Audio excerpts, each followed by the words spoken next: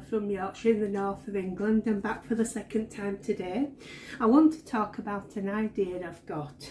Now, I hope I'm not treading on Caroline and Cassandra's toes because they do hooking up with books, but I had an idea because my favourite genre of TV, film and book is detective stories or murder mysteries. Generally speaking, I like them to be more on the light-hearted side of murder mysteries, you know, such as like Death in Paradise and Midsummer Murders and things like that. But I do like a good murder mystery, and I like to follow a series of you know, detective stories if they get a series together. Now, what I was thinking was I'll pick something from my list of things that I like, and then if you want to join in, you can make something related with that, either TV show, film or book, or it can be a combination of any of those things. You know, like just something in relation to them. It doesn't have to even be anything specific, because for instance, if you had Death in Paradise, you could, because it's set in the Caribbean, you could just put like do a sun, or you know, a tropical fruit like you know, a mango or a pineapple or banana or anything like that.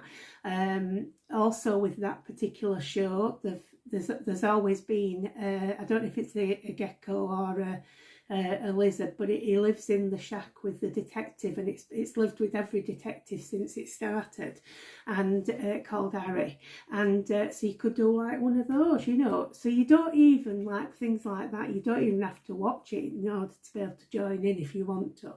But what I'll do is, when I've picked one, I'll do a quick breakdown of what it is. So it might be a general whole series of something, or maybe a specific film or book, you know. For instance, like an Agatha Christie could be we could just do it based on Murder on the Orient Express. There's lots of possibilities, and I'm not going to set unreasonable targets. I might even make it every 2 or 3 months so that it's not you know, overbearing, because obviously I've got other things on, everybody else has got other things on. You may just enjoy watching. If you've an interest in, you know, murder mysteries yourself, you may give you an idea of something you can follow up on a streaming channel or something like that. I know a lot of ones I watch are on ITVX at the moment, or you can get some of them on Amazon Prime. So it's just an idea really, just to do that. I mean, for instance, like I've made a list because I would forget otherwise.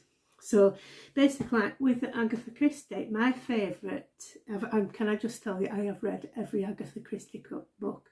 I haven't actually read all the Mary Westmacott ones, but I have read all ones she wrote under the name Agatha Christie, and I've even seen like The Mousetrap twice, and I've been to see quite a few. There used to be a theatre company that used to do you know, like Agatha Christie's, and so we've seen like, you know, like Ordeal by Innocence and things like that, you know, done on the stage, you know. So there's, you know, I really am a big fan of Agatha Christie. Well, I've got a mug out at the moment, I'm having a cup of coffee, look. Tea and Scandal at 4:30, Agatha Christie, and that was a line that was in a Miss Marple, which is my favourite of all the Agatha Christie books. I love the TV series they did, which featured Jo Nixon. She's my favourite Miss Marple of all time. I also like Tommy and Tuppence. I like a Poirot.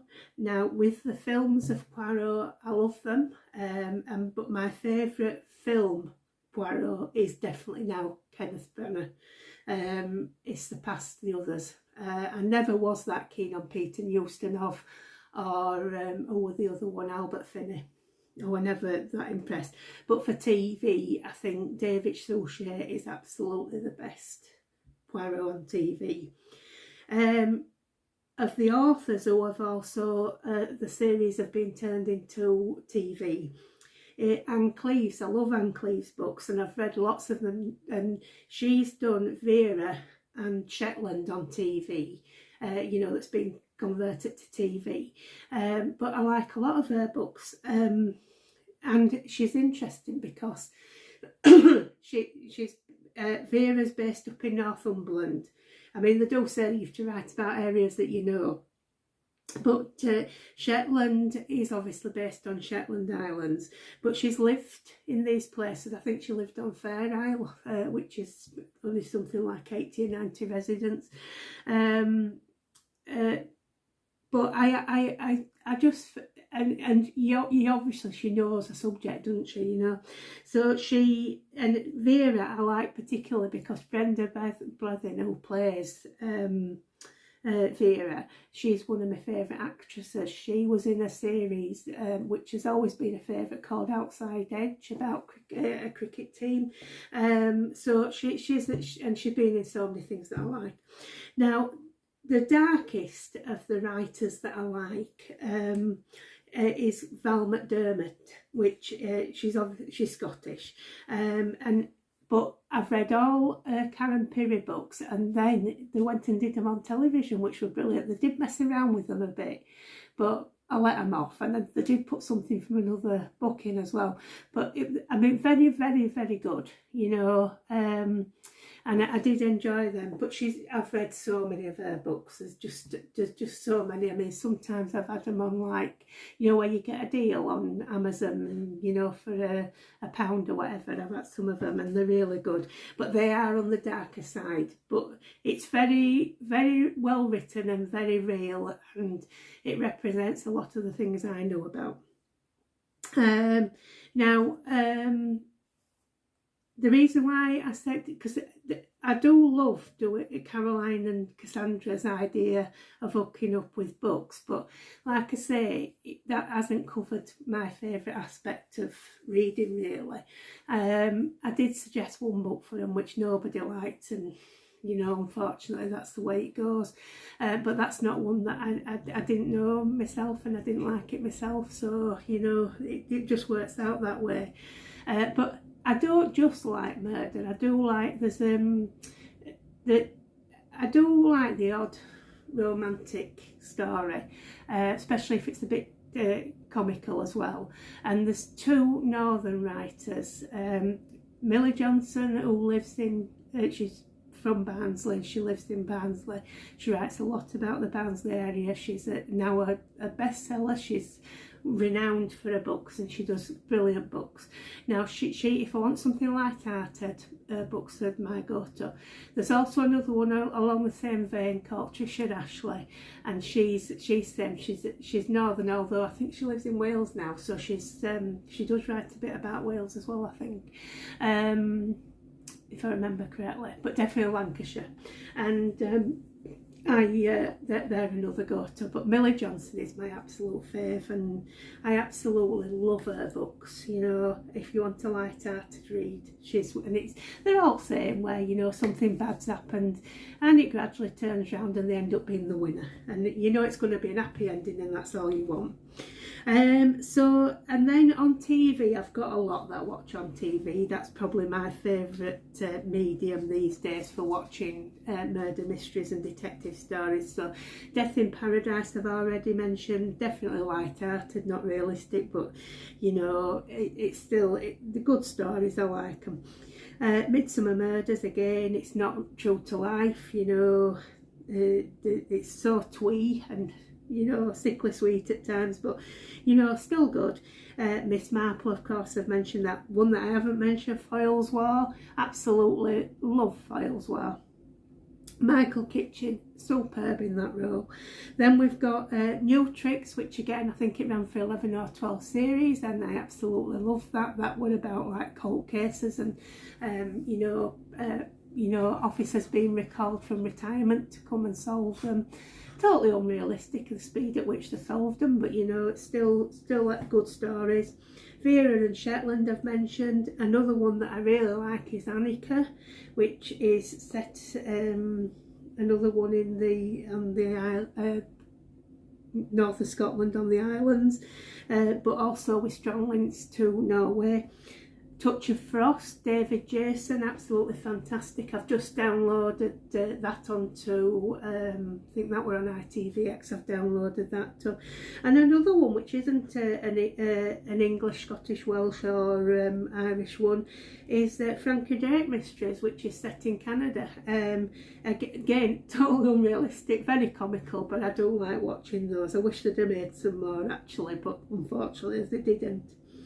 I do like some true crime. I have watched some dramas of true crime, but funnily enough, I can read and watch fictional crime easier than I can watching.